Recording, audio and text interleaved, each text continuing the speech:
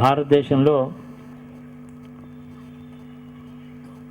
అన్నిటికంటే అన్ని దేశాల నాగరికత కంటే పూర్వ నాగరికత అపూర్వమైనటువంటి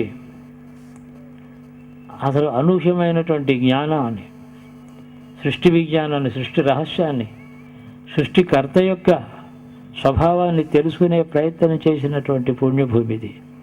ఈ సృష్టించింది ఎవరు, అతడి స్వభావం ఏమిటి, ఎందుకు చేశాడు, మనం ఎందుకున్నాం, ఎక్కడున్నాం, ఈ ప్రపంచంలో అనంతమైన ఈ ఆకాశంలో ఈ నక్షత్ర మండలంలో మన స్థానం ఏది, మనం ఎందుకు ఇక్కడ ఉన్నాం, చిన్న విషయాల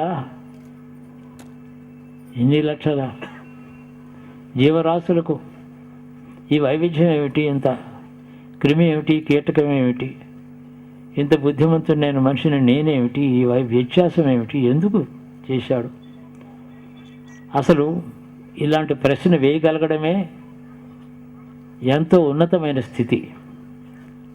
ఆ ప్రశ్న వచ్చిందంటే అతడు చాలా విశిష్టమైన వ్యక్తి అని అర్థం.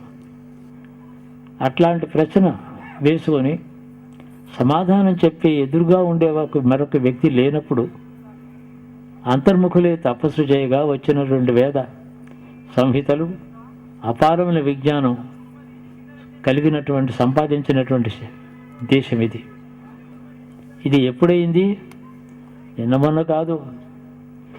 5000 సంవత్సరాలకి పూర్వం మహాభారత కాలం అయితే అంతకు కనీసం ఒక 3000 సంవత్సరాలు, 2500 సంవత్సరాల పూర్వం రామాయణం అయితే అంతకంటా ఇంకా వేలాది సంవత్సరాల పూర్వం నుంచి, పోనీ చరిత్ర దృష్టితో చూసేటట్టయితే పురాణ లెక్కలు కాకుండా కనీసం 10,000 సంవత్సరాల పూర్వమే ఇంత విజ్ఞానం ఈ దేశంలో పుట్టింది. ఈ విజ్ఞానం యొక్క ఉపయోగం ఏమిటి అంటే, మనిషి తన కర్తవ్యం తెలుసుకోవాలి. ఏదో ఫిజిక్స్ కెమిస్ట్రీ చదువుకుంటే ఉద్యోగం వస్తుంది, పనికి వస్తుంది.